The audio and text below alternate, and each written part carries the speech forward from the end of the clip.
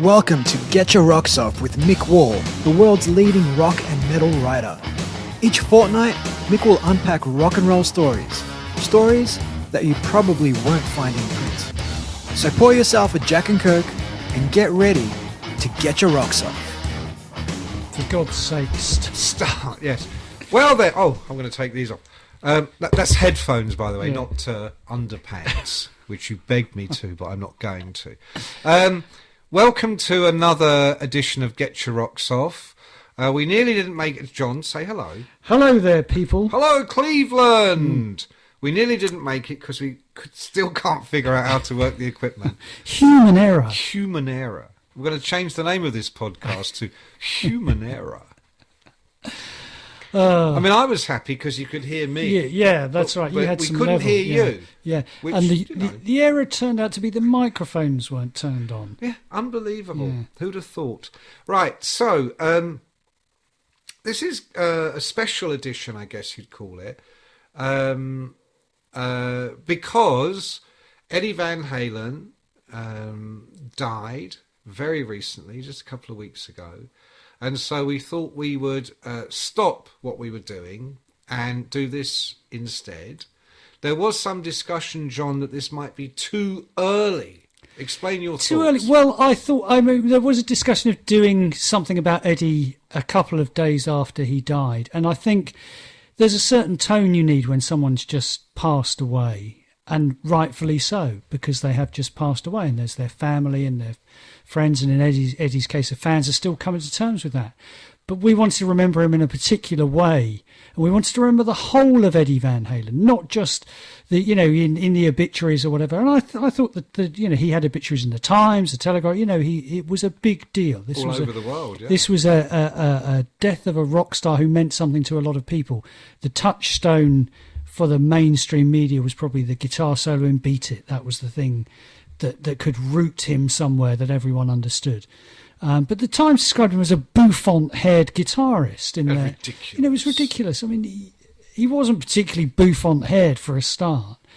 And second of all, is that the first descriptor that comes to mind of the man who kind of reinvented after Jimi Hendrix the art of playing the electric guitar? So I think you need a little bit of time for these things to settle, and then you sort of hear the first couple of funny stories start to come in, and someone will post something on Facebook of an old interview where Eddie did something out of control and the kind of thing Eddie or you might get an email from your producer saying, look, for fuck's sake. did you know sales of Van Halen music has gone up 4,000%? Yeah, but I mean 4,000, I'd take issue with that. It's 4,000 if you've sold 10 last week and now you've gone up 4,000%. It's not, it means nothing without it. I'm just speaking statistically. Yeah. Statistically speaking, it means nothing without a base figure. Yeah, no, absolutely. Now, listen, before we go any further, you mentioned that a lot of the obits, the mainstream obits, the fake news, mainstream media, talks about Beat It. Well, whenever I think of Eddie Van Halen, I never think of Beat It until someone mentions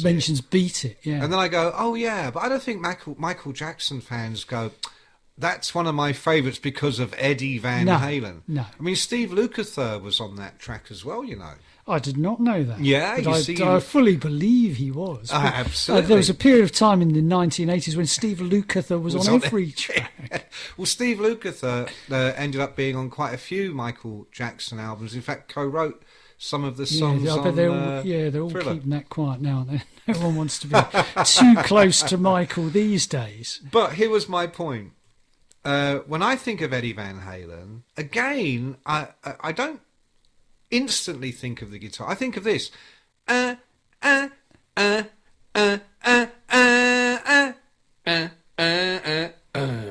Join in. Yeah. Ow! Yeah. Ow! I get up. Yeah, as the Diamond Days. Yeah, I know what you mean. There's some irony there that his best known song is a keyboard riff, and by all accounts, wasn't it? He had that knocking around for years before they let him use it. And David Lee Roth didn't want him to use it. Yeah. He thought he was being too cerebral. Yeah, well, I mean, there is that with a keyboard. You have to turn it on like these microphones. there's an element of technology involved in the keyboard. Guitar, you just plug it in, don't you? Just plug it in. But any fool can do that. But at that time, they kind of cited that as another part of his being an innovator, and I do like that because unlike Jimi Hendrix, unlike, let's talk about some of Eddie's contemporaries like Steve Vai, Randy Rhoads. I mean, all these guys. Yngwie Malmsteen. We've always got to mention Yngwie Malmsteen. John's sitting here in an Yngwie Malmsteen t-shirt. I've got a couple of tremendous Yngwie Malmsteen stories. But they were classically trained, but you never ever heard them doing keyboards, did you? No, you didn't. You didn't, because I don't know if they could or not. But also, you have to say, when you think about the guitar solo in Jump, yeah, the last bit of it is so good when he goes and it just goes back into the keyboards. It's just an amazing bit of musicianship. That He goes right up to the. I'm going to say he goes right up to the high C. Who knows what it is? He goes right up the neck. He goes to the top of the neck, and he does this kind of thing where he sort of traps the note, and it goes like a horse or something. Like a horse. Like a whinnying horse with its balls between David Lee Roth's teeth. Yeah. That's what it is. Yeah, it's an amazing thing. It is. Yeah, but you're right. People do think of Jump. Yeah. I mean, yeah, they do. They do think of Jump. And they always talk about Eruption from the first album as kind of Eddie's signature. And I totally get that. But I do remember the first time I heard it thinking, it's good, but what is it, a 2-minute instrumental? Yeah, I mean, I think the reason in many ways people talk about that, guitarists talk about it, because it became never let the guitarists talk. Don't let them. It became a sort of landmark thing to be able to play. Right, in the same way that in the 70s, if you could play Stairway to Heaven, as any music shop owner will tell you, if you could play Stairway to Heaven or, Kashmir, you were on the way to being... Well, I mean, I think once the 80s came along and the new style of guitar playing that Eddie essentially came up with... Tapping. And tapped into, as they say. Very good. Yeah, very but with good. Eruption, which is to say, I think second track on the first record, it lasts for 1 minute, 40-odd seconds. Right. It's a very short piece of music. But it's got this spectacular end section, which became the mark for a guitarist to be able to go into the guitar shop and I'll try the new Ibanez or whatever, please, and they take it down from the sacred there you pedestal. go, sir. And would sir like to try the guitar? Would sir like? I don't know if they said would sir. I think they're going back to 1959 in London here. Would Mr. Marvin care to try the now?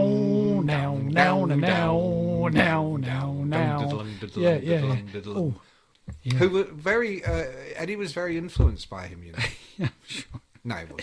He said that with a completely straight face. Who the hell knows if he was or wasn't? But yeah, would sir like to try this? And then you, if you could break out Eruption, you were like, oh man, you can play Eruption. So they've gone from would sir like to oh man, you can play Eruption. Yeah, that's a crazy store you were in that day. Yeah. It was the LA Guitar Centre, that place. Do you remember that place? I do remember the that LA place. Guitar Centre. It was called something like that, wasn't it? Yeah. Just rows and rows of axes, man. Yeah. Just go in there. And it was near the GIT, the Guitar Institute of Technology. Oh, blimey. You know your stuff. Do you play the guitar? I don't. You do, don't you? No, I don't. You're a secret guitar player. I do, you play with your teeth? Yeah, I play Eruption with my teeth, man. But... I play Eruption behind my back. Yeah. You can smell it sometimes. It's so good. I've erupted, man, everywhere. But this is the point about Eddie Van Halen. He spawned that whole... Oh, completely. The notion that a Guitar Institute of Technology might exist was down to Eddie initially. Yeah. Initially. Yeah. And I think also that's interesting because... people go, there was Hendrix, and then the one that took it to rock guitar to the next level or to a parallel universe was Eddie Van Halen, and I get that, will agree with that. But Hendrix clearly inspired millions of people to pick up a guitar and play guitar.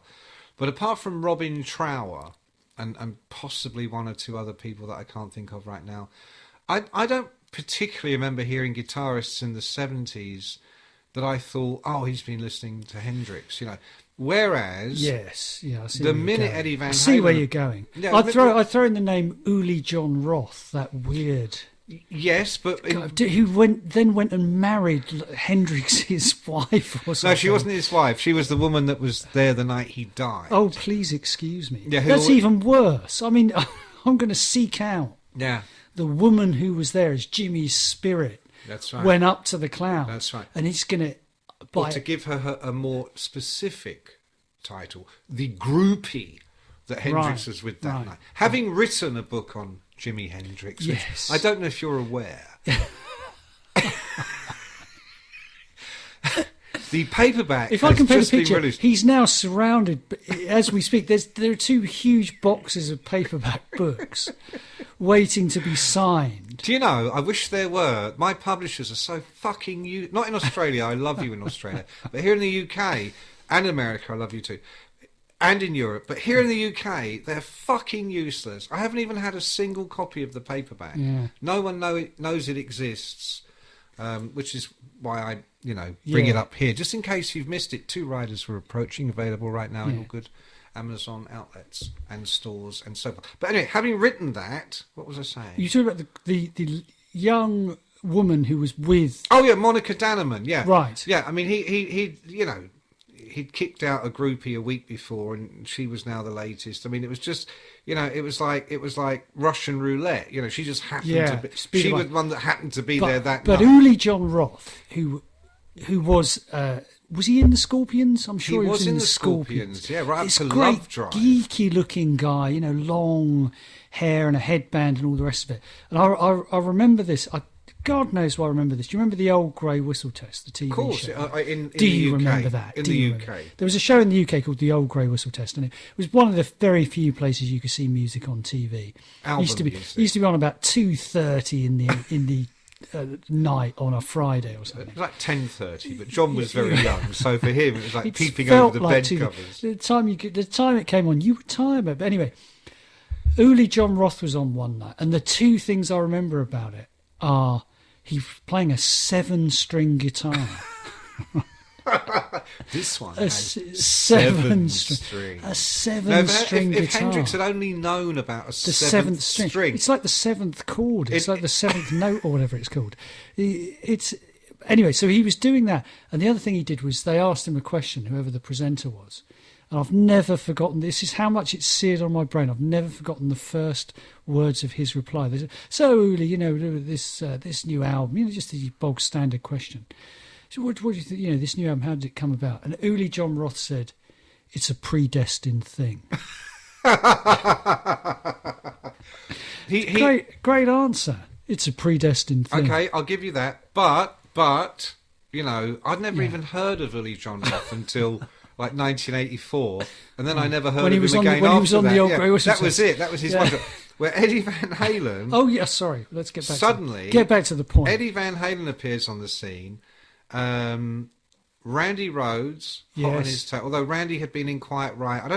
I'm not going to say Randy Rhoads was Eddie Van influenced, although I think they definitely were competitors. Yeah. What I am going to say is that pretty much every LA band in particular, but every rock band in America, and some over here, Wolf Spain and a few others, that came immediately after Van Halen, had that, what we now call shredding, tapping and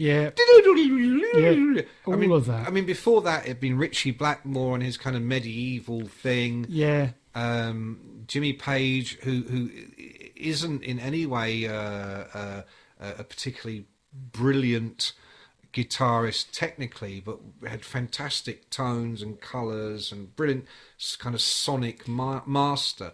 But Eddie had all that. And then you've got, Steve Vai, you've got the George Lynch in Dokken. Rat would have a bit of tapping in their music. Everyone, yeah. I would be surprised if Mick Mars didn't give it a go now and again when he was, sober. Mick Mars, the Eddie Van Halen of Motley Crue, as we call him. Is that what we call him? Yeah. I didn't know that. Well, I thought Eddie was the Mick Mars of Van Halen. That's how David Lee Roth used to refer to Eddie. Yeah. As the Mick Mars. The Mick Mars of this band. Yeah, and I always used to think of Vince Neil as like the fat David Lee Roth. Couldn't get off the ground, Vince, whereas Dave could fly through the air. You will believe a man can fly. When you saw Dave, and he really did jump. Yeah. Well, look, let's move on to that then, because one last thing about Eddie. I wanted to say. Let's finish the serious bit, because this has been in all the obituaries and all the rest of it. He did this, that, and the other with the guitar. But hang on. The point I want to make is so yes, Eddie, I think, had a greater, on a very kind of pragmatic level, a greater immediate influence on the guitarists that were there at the same time as him and came after him. And I think today, if you're a young rock guitarist, you can't help but reference Hendrix or Van Halen or whatever. But, and it's a big but, unlike Steve Vai, George Lynch, I would say unlike Jeff Beck, unlike a lot of these incredibly gifted guitar players, Hank Marvin being the godfather, Eddie wrote songs. Well, Eddie could boogie. Yes. What he did, Eddie could boogie. Exactly. He contextualised his playing in a way that many who came after him didn't bother to do. Yeah, it wasn't you would just wait. Steve Vai, Yngwie Malmsteen, classic example. Amazing guitarist, but they and you were just waiting for the solo. The song existed so they could play the guitar to solo. showcase the sonic tapestries, as Coverdale once described Vai's playing. Finest tapestries, finest sonic tapestries since Axis Boulder's Love. Which is fair enough. Yeah, and God bless Steve Vai, but he never wrote Panama. No. You got to have a bit. Is that Panama? I don't know if that was.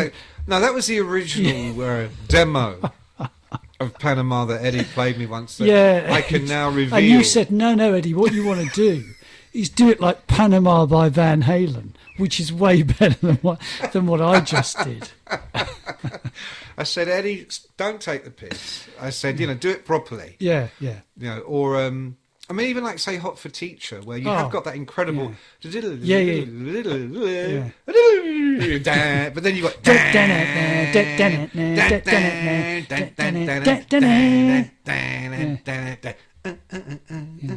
Now ZZ Top built a whole career out of that bluesy. Yeah.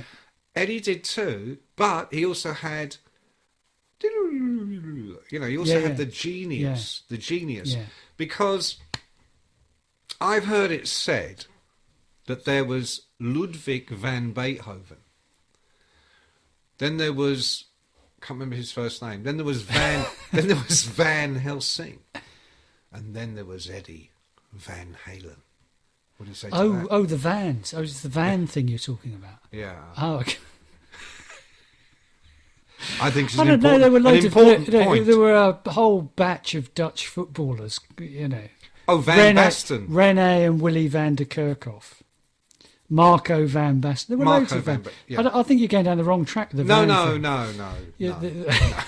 The point being, I mean, I think I dug out this morning and sent over to you, which I'm sure we'll mention briefly. Yeah, I might read it. A little while ago, I interviewed a guy called Noel Monk, who was a sort of music business figure. He'd worked with the Doors. He'd worked with the Sex Pistols. He did their ill-fated only US tour. Every Sex Pistols tour was ill-fated. Well, that's true. But their only US tour where they broke up at the end. He wrote a fantastic book about it. Okay, great. Did you ever read it? No.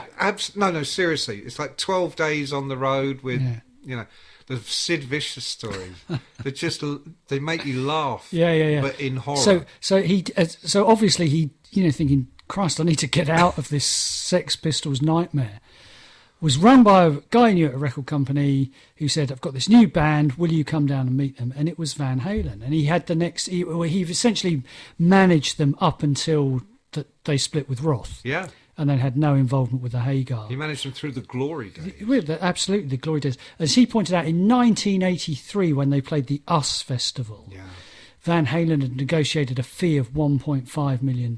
Just for that one show. For that one show, which at the time I think was the most anyone had paid for a one-off festival appearance. And I think the point I was going to make is that's 1983, which if you look at the sort of history of the kind of music we're talking about, the crew had come along by that point, or were just coming along. But basically, the LA scene was quite different to how it would be 4 or 5 years later. So, and Eddie by that point had made, 4 albums, maybe? I can't remember. Yeah, I think 79 so, yeah. did they start? And then 78. 78, 79. So by that point, so Van Halen 78. are established as leaders. And that point you made about influence is absolutely true, because the kids who were 15 or 16 when they got into Van Halen, by the time it comes to 1986, 87, are 25 or 24, 25, and are in the band that they're going to make it with. And also, I think in 1978, on their first, their first album comes out. It doesn't get high in the charts, but it eventually sells like 10 million copies. It becomes one of those landmark musical moments. Their big major tour was opening for Black Sabbath. Yes, of course. And Black Sabbath, everybody now talks about how they invented heavy metal. They didn't, by the way. Jimi Hendrix did, but and Cream and many others. Is there anywhere you can read about Jimi Hendrix inventing? Well, there is metal? one. In fact, there's a rather good Black Sabbath book as well. Yeah, that's also very, very interesting, called "Symptom of the Universe." Yeah, that is a very good writer's book. name escapes me, but someone awfully good. It's very good. Very, very good. But if that writer were here and he could paint the picture of really Sabbath, a band in decline at that Sabbath, point. a band in decline, but still on their pedestal. Still with Ozzy. Still with Ozzy. Just coming to the end of that period. And I remember Ozzy saying to me, he would come off, Van Halen would come off stage most nights, and Ozzy would be looking at Tony Iommi going, how the fuck are we going to follow that? Fuck it off! Yeah. And Iommi wouldn't even watch. He'd be completely disdainful. This is Iommi in the years when he's on his throne, his dark throne. He doesn't care about these American idiots leaping around and smiling and having fun. He's out there to and Ozzy's there to be baleful and wretched and fucked up. Van Halen come on, and it's like the circus has come to town. Yeah. But not only have you got this incredible frontman who really takes it up a notch. I mean, forget Mick Jagger or whoever was considered the main man in the 70s. David Lee Roth comes along and says, you've been seeing that in black and white. Now see it in colour. Yeah. He does martial arts. He can spin through the air. And best of all, check out the guy on guitar, because this is the incarnation of Mozart. And I think it's true. If you ever see that movie Amadeus, Eddie Van Halen reminds me of the Mozart in Amadeus, this musical genius that finds it actually almost effortless to the point where he's just laughing and grinning all the time. Yeah. Like quite annoyingly brilliant in a very kind of childlike way, but a very appealing to the public, to fans. And so Van Halen opened for Black Sabbath, and it becomes an immediate schism, an immediate difference between what was and what will be. In the same way that when Guns N' Roses came along in 87, 88, to me they were like the first band of the 90s. Yeah. They had nothing to do with 80s heavy metal. Van Halen had nothing to do with 70s heavy metal. Yeah. They were the herald of a new age. And they had this amazing dynamic going on, because you had Roth, who, is the son of a Jewish ophthalmologist who has done incredibly well in life. What is an ophthalmologist? It's someone who, I think he was either an eye surgeon or some sort of, and I believe, I can't remember exactly the story behind this, but he either invented some piece of technology or some treatment or something. He was eminent in his field. Was it a glass eye? Did he invent the glass eye? Known as the Roth. Or the bionic eye. The bionic eye. Who knows what he invented? He invented something. And he did very well for himself. And so, very nicely. Roth is coming from that affluent. Yeah. Background, educated. He's funny, he's charming. Yeah. He's got amazing hair. He looks fantastic. Eddie and Alex, obviously, Different by background. Alex we mean Eddie's brother, Alex Van Halen. Yeah. I know you know that, but who is it? So you've got the dynamic of was these. Was he on the bass? Well, yeah.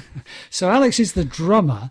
And again, the story goes that Eddie also wanted to be a drummer. Right. In fact, that's what he wanted to be. And Alex was on the guitar. But Alex was better at the drums. Yeah. So Eddie picks up the guitar because he can't get on the drums because Alex was on the drums. But their father was a musician. Clarinet player. Yeah.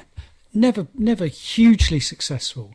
So they've got this completely different kind of life and completely different kind of drive to Roth, and Roth has a different drive to a lot of people in the business at that time, because I think we've said in previous episodes how, damaged and difficult the upbringings have been of so many of these guys who made it around that time. Yeah. Whereas Roth didn't have that. He didn't have that. They would say to fiction writers, you need to have had a terrible childhood. Yeah. Because you need the grit that makes the pearl. Yeah. Roth didn't have that. So Roth is a showman. What Roth's got is showmanship. He loves the attention. He wants to be on stage. He's the one coming up with the one-liners. He's part singer, part Vegas comedian, stroke showman. In between the songs, he would be hilarious. Yeah. He'd be brilliant. And this charismatic personality. And it took a lot to get the attention away from Eddie Van Halen, because you got the best guitarist in the world. Absolutely, yeah. But Roth could do that. So there's an interesting dynamic in the band. Every band always has, the Jagger Richards, the Page Plant. Well, here's Eddie and Dave, and this is a very interesting dynamic that starts to develop as the band becomes successful. And it's the old thing of opposites attract. Yeah. I mean, you couldn't get two more opposite guys. You've got Eddie, the dark musician, dark-haired musician. Not amazing looking. He's not the kind cute, nice smile, beautiful smile, but not the sort of not a rock god type. And also, if you ever, I only met Eddie a couple of times, but I met Roth quite a few times, and the impression I got, I met all of them, but Eddie and Alex were always together. They were almost like joined at the hip. And Alex, being a drummer, was, typical drummer, quite sort of, loud and obnoxious quite often. Eddie didn't really seem to have a hell of a lot going on outside of holding on to the guitar. And when he wasn't holding on to the guitar, he was holding on to a bottle of vodka and a gram of Coke. Yeah. Roth also liked his drinking and his drugging, but Roth is not a musician. David Bowie once said, "I'm not a musician," and of course he was a very, very accomplished musician. But he was making a distinction between, I'm not the guy that wants to show you my chops and the beautiful solo. I'm the guy that invents scenarios and images and sells you this trip. That's Roth. Roth sells you the trip, and in his case, it's like the California. Hollywood, sky is the limit, fireworks for breakfast, he's that guy. But so they are opposites. I think I told you I once interviewed Roth for 13 hours straight. Eddie, absolutely no drugs involved in that one. The man, David Lee Roth talked for 13 hours, folks. And I didn't even have to ask any questions. I just sat there helping him work his way through the source material. Yeah. Eddie, 13 minutes could be a lifetime apart from and yeah, man, hey, wow, dude, glug, so very, very opposite. You got the feeling Roth had a library stashed away, and Eddie had never read a book in his life. Now, I don't know if I'm not saying either of those two things are true, but that was the impression. But combine them, and you get this unbelievable result, this chemistry that is undeniable, unique. However, like all opposites, when it doesn't work, when it turns into when it goes wrong, then it goes seriously spectacularly wrong. Irreparable. Yeah. And I think Noel Monk, when you interviewed him from the piece you showed me earlier, was saying when they broke up after the 1984 album, which was their biggest album after the first album. He very much felt they were on the verge of being. Well, I mean... the biggest band in the world. Just being the biggest band in the world, yeah. And in 1984, that was true because... there was. I mean, Motley was still a baby band. Yeah. They'd had a couple of top 10 albums in America. Well, I mean, arguably, they were one of the biggest bands in the world. But I think what he meant was they were going to go off on huge stadium tours. Yeah. They were going to go across the world as a huge attraction. And Eddie and Dave completely blow it. Well, they'd never really been huge outside America. Jump broke down the doors for them. But the album didn't get to number one in America. It got to number two. Their four number one studio albums were actually made when they got together with Sammy Hagar, which I think we should maybe get onto. Yeah. Well, let's just say one more thing about Dave, is that I always felt with Dave, and it might be a slightly strange thing to say because obviously Van Halen is what gives him his ultimate credibility. But when he was set free from Van Halen, and he Had did it all his own way. and he did it completely his own way for about 2 or 3 years, he was utterly fantastic. Yeah. He was really spectacularly good, and he was, again, I think the showmanship, freed from Eddie, the real showmanship side came out. He would do something like Just a Gigolo, and he would do Skyscraper. He had a slightly bigger range. He would stop the show so he could talk. He would do the bit where he had the dinner suit on, and he would talk to the crowd for 5 or 10 minutes. I mean, he couldn't do that in Van Halen. On the Skyscraper tour, he had the boxing ring that came yeah, down from the sky. He had the surfboard where he'd yeah, surf go over over the crowd, which was amazing. But he also, I think he covered his bases because he also had a great band, and he also had in Steve Vai, a guy who could do the Eddie stuff. Totally do it. In fact, add something, because Steve Vai was an amazing looking guy.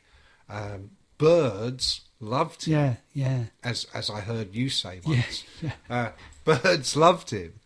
He loved him. We all loved Steve Vai. He was like that beautiful vampire. That he just seduces you. emerged at night. Yeah. With this incredible facility on his wand. Yeah. He just get his guitar, the 2-neck guitar. Do you remember that? Oh, fantastic! You go up and down the two with 2 hands in a V. In a V. Yeah. No, he was amazing. Yeah, he was amazing. But I can tell where you're going with this, and I think you're right, which is that yes, that's true, but it became more surface. It became because Steve Vai, I suppose my point was that's what Roth was. Right. That's what Roth was in Van Halen. And when you took him out of Van Halen, that's what you saw. He went his own way, but you saw that, it's wrong to call it superficial, but I know what you mean when you say surface. Yeah, he's like the Wizard of Oz. Yeah, it sort of goes back almost to that grit that makes the pearl. What's making Dave Lee Roth create something? There's no angst. There's no particular drive other than I'm David Lee Roth. I'm this great, amazing showman, and he is. He really is. But that's what he is. Whereas Eddie, they make this. And at the time, there were all the jokes about Van Hagar and all the rest of it. Eddie makes this apparent slamming on of the handbrake and goes off and gets Sammy Hagar. But I think there's one thing to remember about recruiting Hagar. And that is, he was in Montrose. Yeah, with Ronnie Montrose. On guitar. And if there was a sort of pre-Eddie Van Halen... There's your man. ...guy, it was Ronnie Montrose. So it made that sort of sense, I felt. Ronnie Montrose. I mean, people don't talk enough about Ronnie Montrose. Yeah. We talk about Eddie as there was Hendrix and there was Eddie. Ronnie Montrose, 1973... Bad Motor Scooter, Space Station Number 5. Yeah. Look it up, kids, on YouTube, amazing, or Spotify. Amazing songs. And he ended up playing on. He made more money as a session musician, and people don't even know. So, for instance, Frankenstein by Edgar Winter, that's Ronnie Montrose. Yeah. He was on loads of records. A bit of a Steve Lukather in a way, in that he was brilliant. but he didn't have that profile that Eddie had. But also, I think. And then Hagar had been the Red Rocker, hadn't he? Hagar then left Montrose and had a successful solo career. And I Can't Drive 55, Red, all like great songs, good songs, great energy, a lot of energy, really good song. And I think the other point being, in my opinion, he's a fantastic singer. Yeah. I really think Hagar's a great singer. He is. And I listen to the Hagar Van Halen albums more than I listen to the Roth albums. That might put me in a different category of Van Halen fan. You notice I'm folding my arms. You are folding your hands. I'm folding my arms and sitting back in my chair looking at you now. I have to. My favourite Van Halen is OU812. Right. I love that record. It's a terrific record. Is that the one with Pound Cake? No, it's the one with Mine All Mine and Cabo Wabo and When It's Love. Yeah, it's hit. Really Which good. Which one album. had Pound Cake? Was that 5150? That was the one 5150. Yeah. No, I agree. I was very much in the Roth camp. I'd seen Van Halen with Roth. I loved Van Halen with Roth. And when Roth left, I kind of left with him, if you like. Yeah. And then they brought out 5150, and Sammy Hagar was intriguing to me because of the Montrose connection. Yeah. Because I actually bought that Montrose album. I still, just the other day, I was looking up something to do with Sammy Hagar for another thing I was working on. And I didn't go to Van Halen, I didn't go to his solo stuff. I pulled up that clip of him on the Old Grey Whistle test that you mentioned, with Montrose, live in the studio, in a TV studio, live doing Bad Motor Scooter. Oh my fucking God, amazing. Yeah. But there it is. There is the Van Halen. Yeah. Because this isn't Plant and Page, this isn't Jagger and Richard. This is amazing frontman and singer, incredible future shock guitarist, Montrose. Yeah. And the great thing about Sammy was that he was a stadium guy. He was. I mean, some people are, we've had this discussion before, some people are, some people aren't. He's a stadium guy. You look at the film, kind of spectacular concert films of Van Halen around that time, and all of a sudden Noel Monk's vision has sort of come true. They're on these vast stages with thousands of people, and there's Sammy. He's got the boxing gear on. He's got the sort of boxing boots and the spandex trousers, and the cut-off T-shirt and the long hair. And all of a sudden, it's a different thing to Roth. He's not. And he plays guitar. Yeah, he plays guitar. Proper musician. Yeah, and can really sing. He's all of a sudden. It's a bit like when you mentioned Tony Iommi earlier. Iommi gets this new lease of life when he gets Ronnie Dio, because all of a sudden Ronnie can do completely different things to the things that Ozzy did, and Tony can all of a sudden write Children of the Sea. He can write Neon Nights. He can write Heaven and Hell, different kind of songs. Well, I think this is what Hagar does for Eddie, because all of a sudden Eddie can write hit singles. You're absolutely right. Hagar once told me that when he went to audition for Van Halen, Mr. Van Halen, Eddie and Al's dad, was there, and they had been auditioning different people, all kinds of suggestions. You can imagine the labels getting involved and going, well, what about this guy or that guy? And it was all just not happening. And Hagar came in and started singing, and apparently Van Halen Senior, the dad, said to the two guys, this is the guy you need. Do you know why? Because he sings like a clarinet. Yeah. This guy has range. Yeah. And if you think of it, what's that song?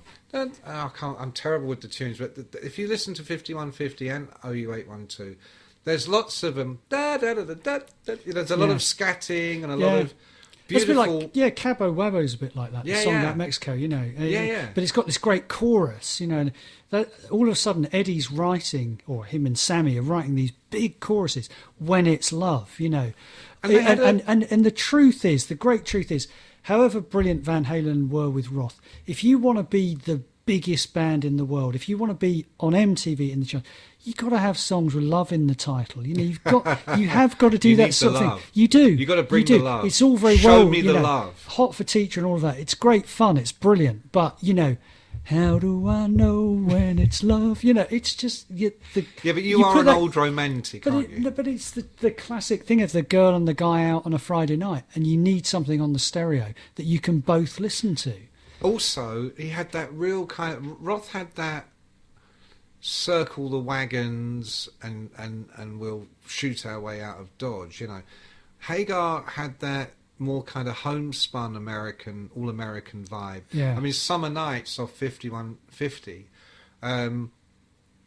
Again, I'm thinking back to an interview I did with him, and he said that was one of the... or maybe the first song they wrote. He said, and all I had in my head was Summer Nights and the radio. Yeah. Because that's all I had. But if you think of that riff, and you think of Summer Nights on my radio, it talks about the old fishing pole. And it's so homespun. Yeah. But in a real American heart. And the other thing that really hit me with 5150 and everything they did after with Sammy Hagar, they had a different sound. Yeah. Ted Templeman was no longer producing them, and Ted did an amazing job. If you listen to Eruption, you listen to Panama, you know, you can really hear the drums. You can hear Michael Anthony chundering away. Then, of course, Eddie and Roth's kind of deep. I mean, I don't think you have to be a great singer. You know, it's rock and roll. Yeah. You know, so you don't need to be an opera singer. And I think Roth had oodles of character, and I think he totally carried it. I think he gets a bad rap because Hagar was such a, in the same way that Ozzy and Dio, you know, Hagar's so much the better singer. Yeah. But that doesn't mean Roth wasn't unique and amazing. No, that's right. But and Hagar comes along and they get a new producer, and suddenly they've got this much lighter sound, which really does sound good on the radio. It does, and Eddie's using the keyboards. You know, you think about even the sort of the but also the massive sort of up tempo Mine All Mine, which opens OU812. It's got this, you know, this amazing keyboard riff, and all of a sudden Eddie, as you say, brilliant musician, he's come out with these amazing things on keyboards that are driving the songs in a different way. And the other person we should have a quick word for is Michael Anthony, as a singer. Great singer. Well, his voice worked well with Roth, though, too. Exactly. He worked brilliantly with Roth, but even better with Hagar. They sounded amazing together, those two. Yeah. I'm trying to think what that song was where Hagar... Might even be Summer Nights at the end of that. I don't... No, I can't. I'm not going to get there, am I? Yeah.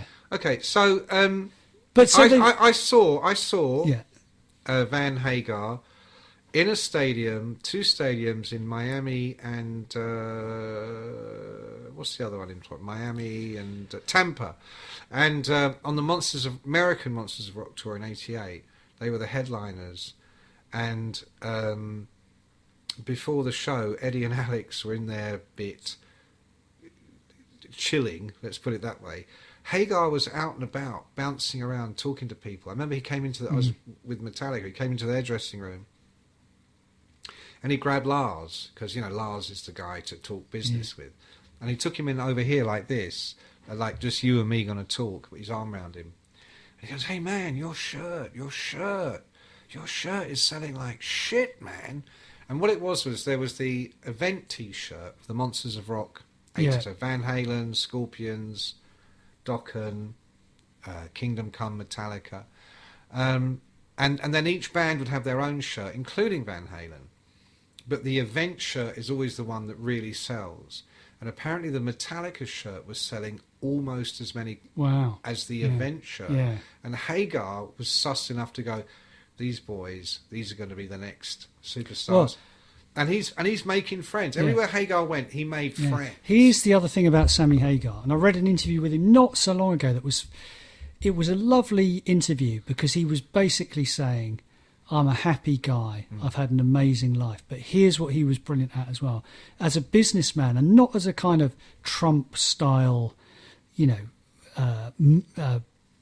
kind of magnet type guy. As a businessman, he was incredibly clever. So, you know, that's a great example with the T-shirts. But he had his own... Takia, which he sold just a couple of years which he just sold at this point for... I mean, it was. I think it was in the hundreds of millions of dollars. It was an extraordinary amount of money. Yeah. He was one of the first guys to go down to Cabo in Mexico, which is now a huge or before the pandemic, was a hugely visited and influenced. He just did a show there a few weeks ago to help out all the local businesses. Okay. But he was investing in that place when it was still just a little town, where people, where a few people knew about it. Yeah. So a really clever, switched-on guy, not just in music but in life. So I think because of that, clearly extended Van Halen's career. Hagar says the record company actually suggested they change their name to Van Hagar, and that Hagar resisted it, which is smart because Sammy was a successful solo artist, but Van Halen at this point is almost a franchise. It's one of the biggest names in the world. They do 4 albums, each goes to #1. They do an incredible live album as well in the days of double albums. But as we know, it all ended badly. And to get back to Eddie, it seems pretty clear that from Hagar's book and from other things we now know, was the reason it went so badly in the end was down to Eddie. Hagar in his book describes unbelievable scenes where Eddie, he said, turns up some days, he looks like a homeless person. Yeah. He's got these loose pants on, tied up with a rope. He's got teeth missing. He's always got an open bottle of the cheapest, shittest wine. So at this point, it's not even like, oh look, I've got a rather good vintage. Yeah. It's get up he said, him and Alex get up in the morning, open a beer, light a cigarette. That was them. He said, but by this point, Eddie, apart from the drugs, he literally just has whatever he can get in his hand. They were being managed by Irving Azov at the time, and with Irving they staged an intervention. And apparently Eddie said, the first person tries to take this, meaning the bottle, out of my hand, I will fucking kill. Yeah. And he meant it. And so it ends horribly sadly. So I don't want to dwell on that because the man is dead, and we don't want to.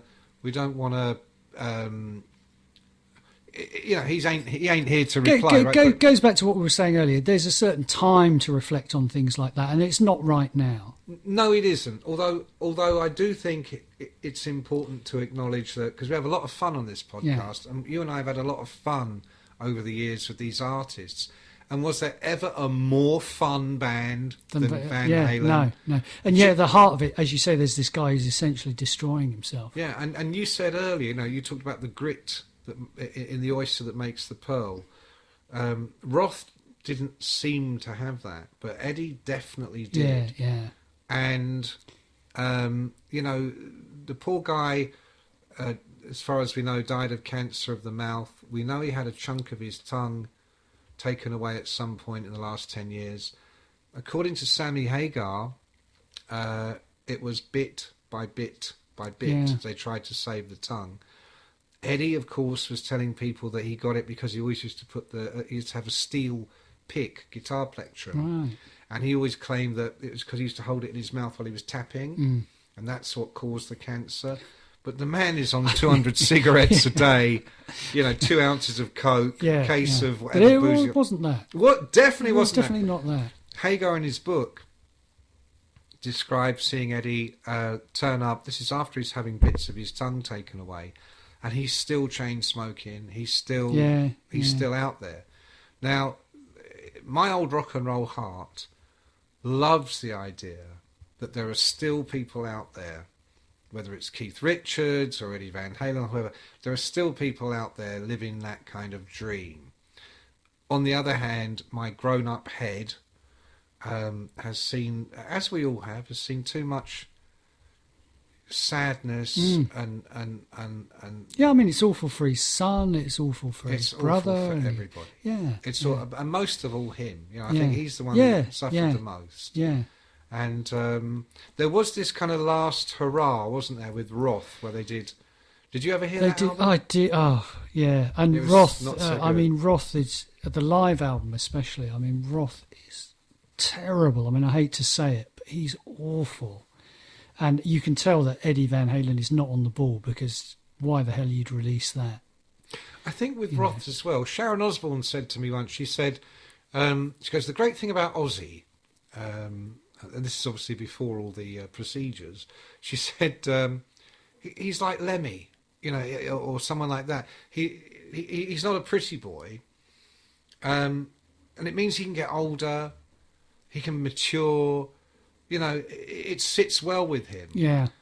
And she said, but some of these, you know, the pretty boy pop stars, at the time she said, like, you know, the singer in Poison or Bon Jovi or whoever, they find it really hard. Yeah, you've got to find a way. You've got to find a way. It's interesting that you mentioned those two, because I saw both of them recently on TV.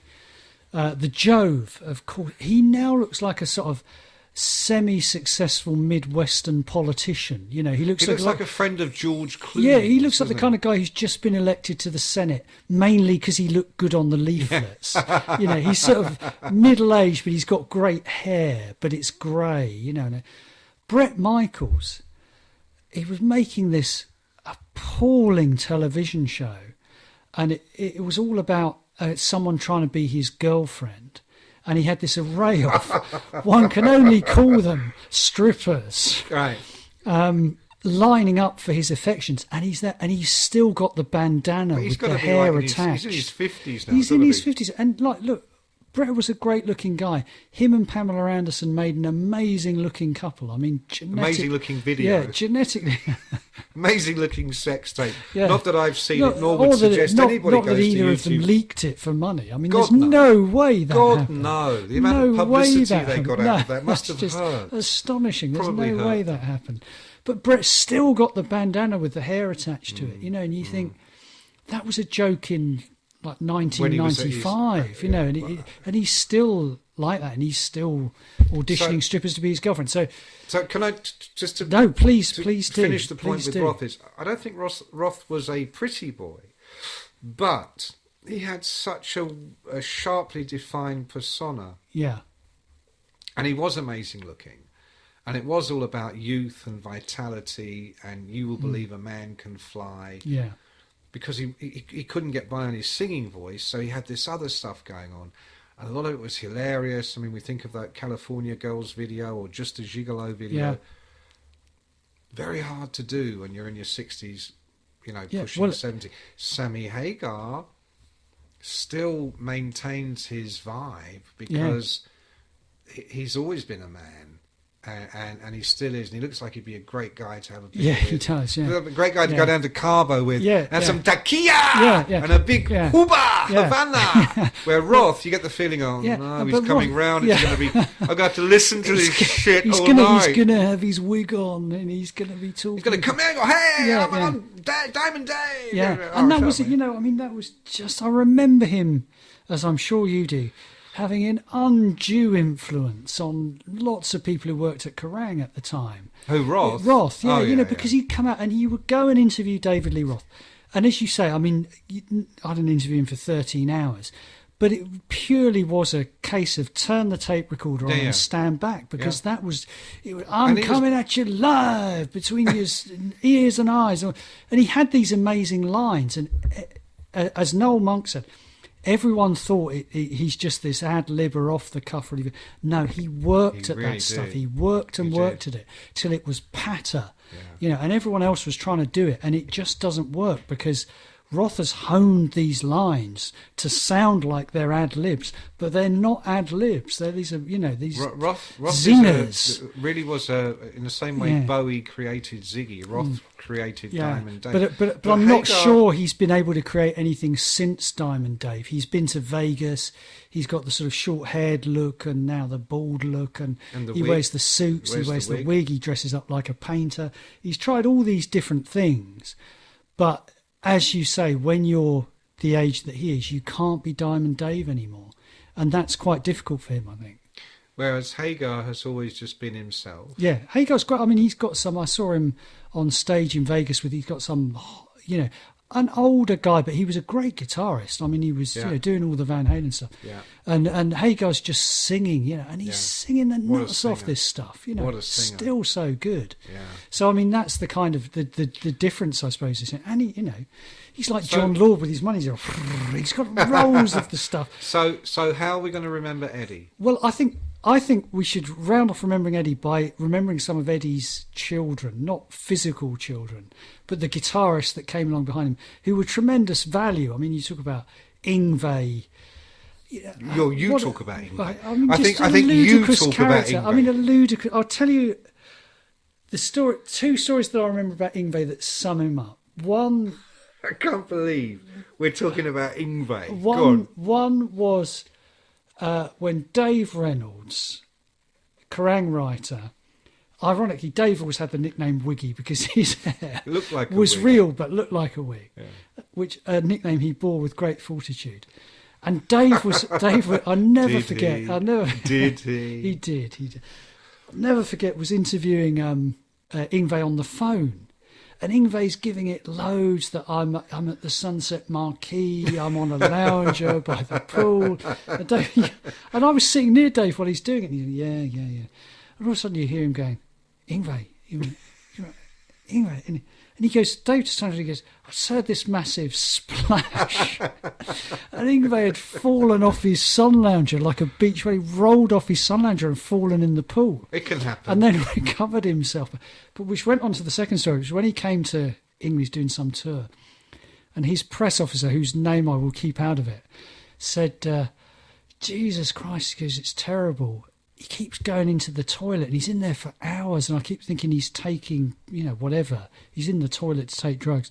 But it's like, it's 10 o'clock in the morning, And the mystery was finally solved when one day Yngwie couldn't find a toilet to go into, and he was wearing these leather trousers, and they're just become increasingly tight over the course of the tour because he loved fish and chips. And she had to keep buying him fish and chips. And what it was the trousers had these lace-up flies. Do you remember those? Yeah, we used to have like two bootlaces. I'm wearing a pair right now. You asked to look under the table. You got underpants like that. And as he was getting fatter over the course of the tour, he couldn't do he was in the toilet so long, so he couldn't do the laces back up on his trousers. Right, and you're going to tell me now how this relates to Eddie Van Halen. Well, Yngwie, I mean, I suppose this was the whole thing. Yngwie Van Malmsteen. Eddie created a scene where, as we said, what he did so brilliantly was integrate his guitar playing into his songwriting. But there were people who couldn't quite do that. Well, it seemed they could either write riffs or they could shred. Or they could shred. He could do both. So you had people like Mike Varney, you had Jason Becker, all these guys are Marty Friedman. They're all terrific guitar players, all really terrific. Steve Vai George as well. Lynch. Yeah, all of those guys were great. Did they have what Eddie had? Probably not. But then you did get this whole thing that we touched on earlier, the Guitar Institute of Technology, where the guitar became this even more fetishized thing. There was this whole era, in the same way that there was an excess in hair metal of chicks and dude and all the rest of it. There was an excess in the guitar playing of, how many guitarists does it take to change a light bulb? 3, 1 to change a light bulb, and 2 to say, I can do it faster than that. It's that whole thing. Well, there's the other one. How many guitarists does it take to change a light bulb? 10.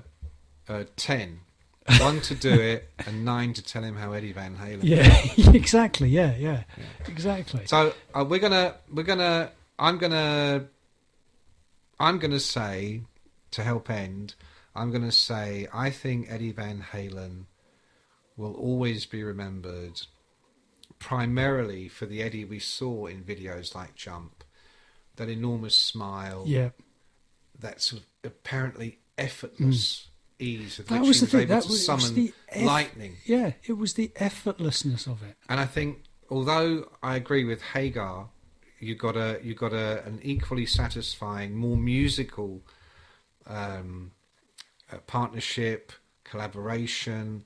It really was a special thing. But I think what he had with David Lee Roth, in the same way with Sabbath and Ozzy, I think it is unrepeatable, is unique to them, And I think that is what we will remember, is that guy. Dan,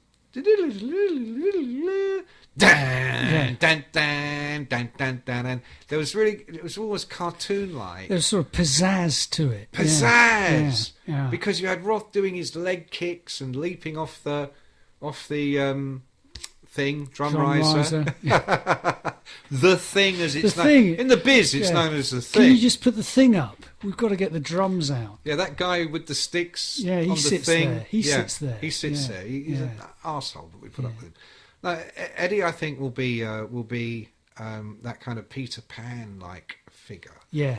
And I think God bless him for it. I think also the other thing to say is he will be rediscovered by subsequent generations. Yeah. I think, you know, he will be a musician that's remembered. Right. And he will influence probably people who are just being born now. Yeah, I agree. So let's end with da, da, da, da, da, da, da, da, da, da, da, da, da, da. All right. Thank you. See you next time.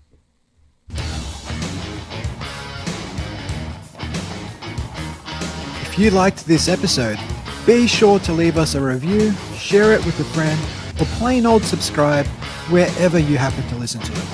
For full episode show notes, visit nofilter.media/Getcha Rocks Off. This has been a No Filter Media production. Say what you want.